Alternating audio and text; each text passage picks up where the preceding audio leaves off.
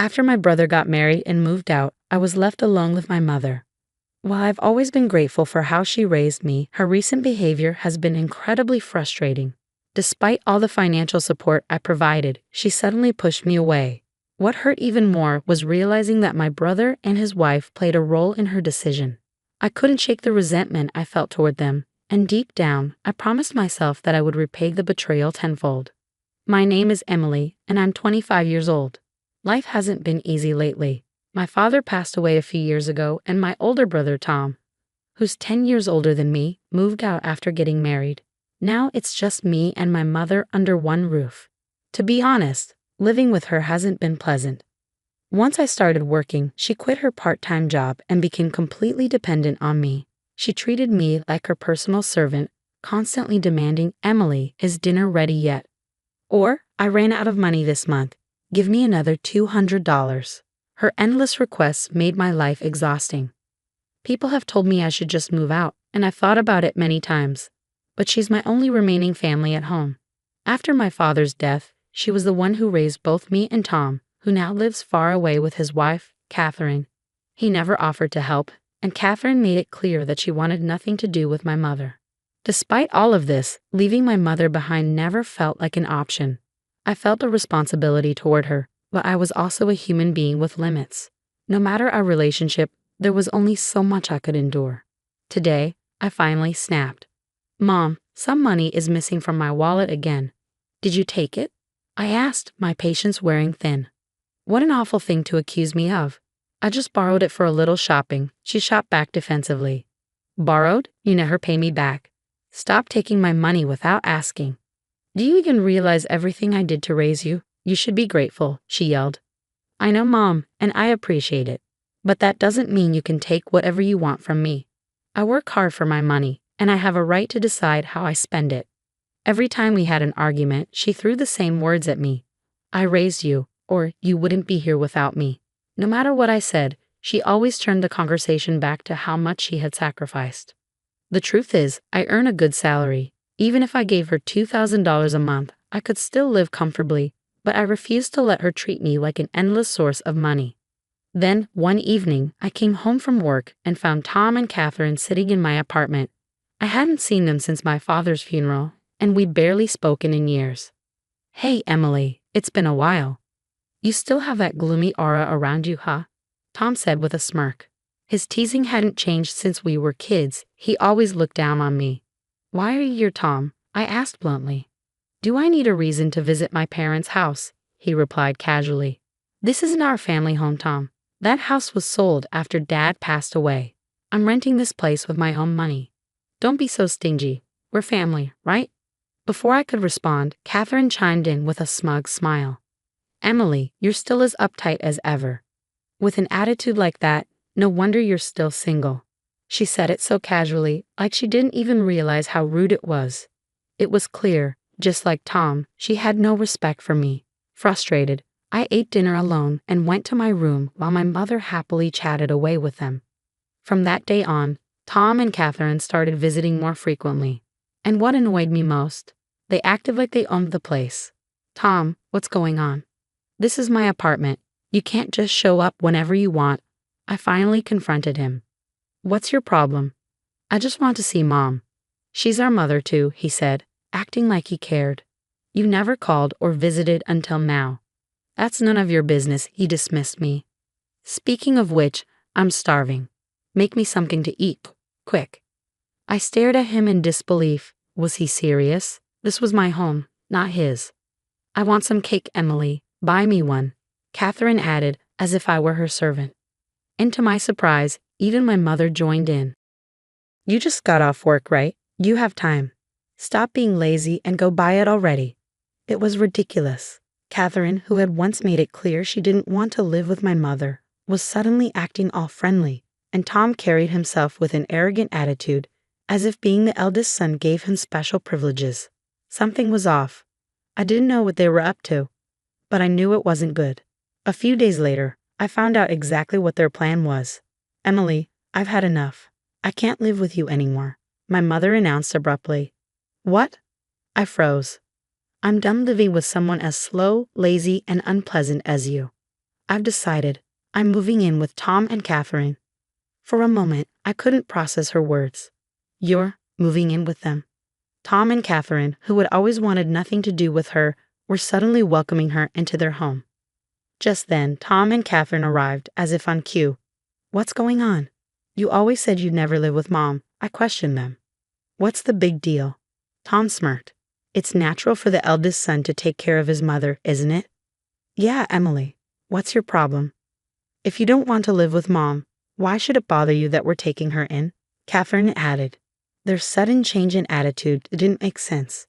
Why now? I demanded. You're so annoying. Tom rolled his eyes. Mom's coming with us. We don't need you anymore. Just leave. Leave. I repeated, stunned. After everything, they were just throwing me away. For years, I had been the one taking care of our mother, while they ignored her. And now that it suited them, they wanted to swoop in and take control.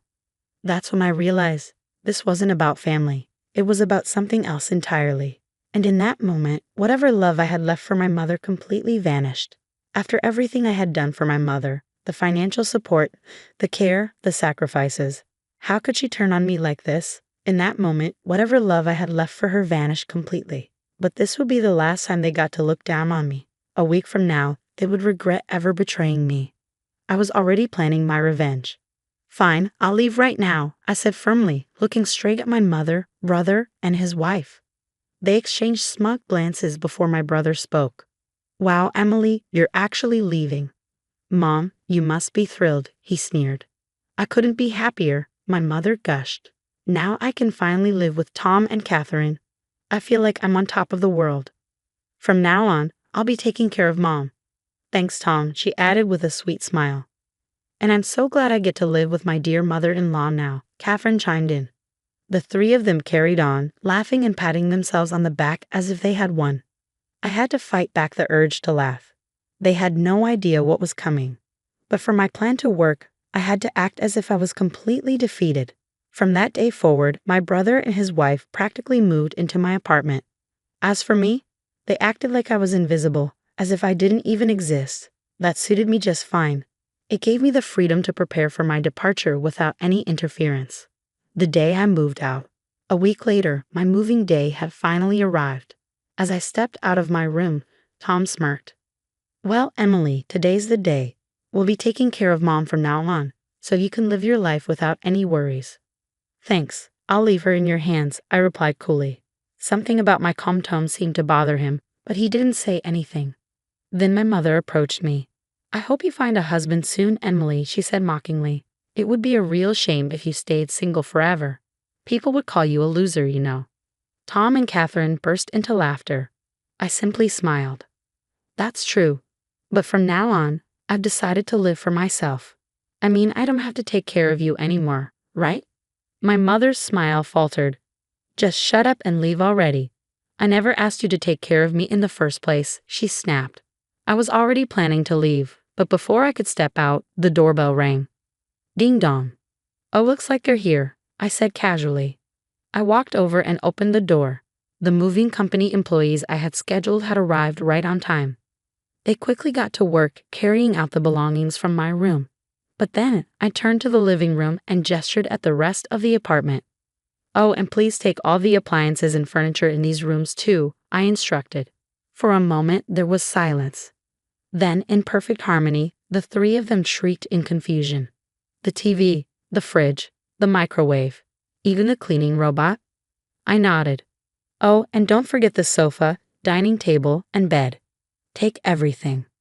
My mother finally snapped. Dude, what are you doing? Stop this madness. Doing something strange. What do you mean? I asked innocently. Don't play dumb. You can't just take everything. Are you insane? She shrieked. Tom, his face turning red with rage, stormed up to me. Listen to Mom. How do you expect us to live without furniture and appliances? You can't take everything. Leave them here and just go. I sighed. They really had no idea, did they? Are you seriously misunderstanding something? I asked, crossing my arms. Everything in this apartment, including the apartment itself, belongs to me. Tom scoffed. This is Mom's place. You're lying. All the furniture and appliances were bought using Dad's inheritance, weren't they? Ah, just as I thought. He was convinced that my mother had inherited a large sum from my father and had been supporting herself. He truly believed she had financed everything here. Tom, you're mistaken. I bought everything in his apartment with my own money. In fact, I've been giving Mom $2,200 a month to support her. Liar. You just want to live with Mom, don't you? You're trying to steal Dad's inheritance, he shouted. I let out a laugh. Huh?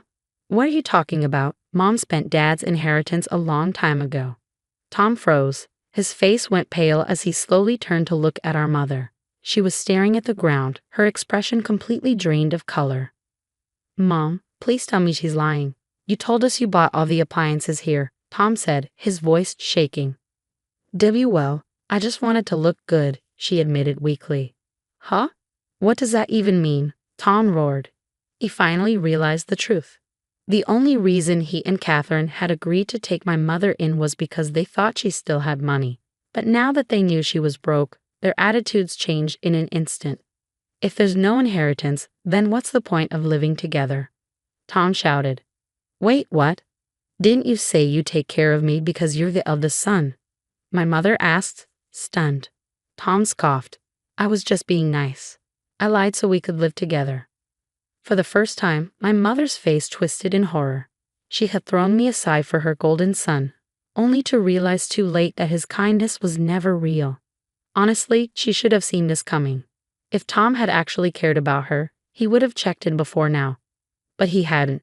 That alone should have been a red flag. As I watched them crumble, Catherine suddenly perked up as if she had a bright idea. I've got it. Emily should just live with us again.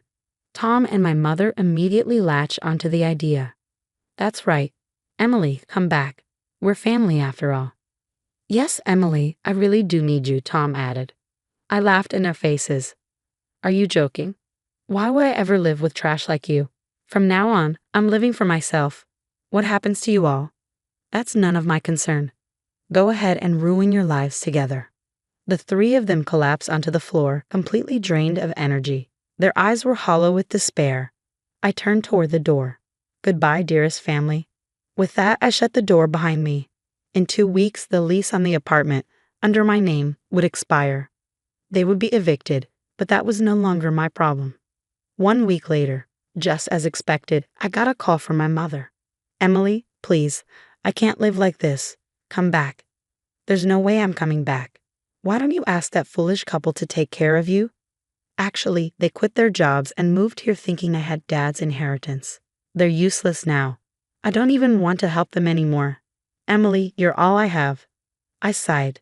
Mom, I'm busy. I'm hanging up now. Wait, Emily, please. I ended the call and blocked her number. I felt nothing. Rumors spread that Tom, Catherine, and my mother were evicted.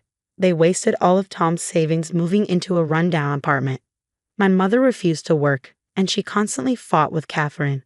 Tom worked himself to the bone just to scrape by. And me? I finally started living for myself. After years of sacrificing for them, I was done. From now on, my happiness comes first. Thanks for watching. See you in the next video. Stay tuned.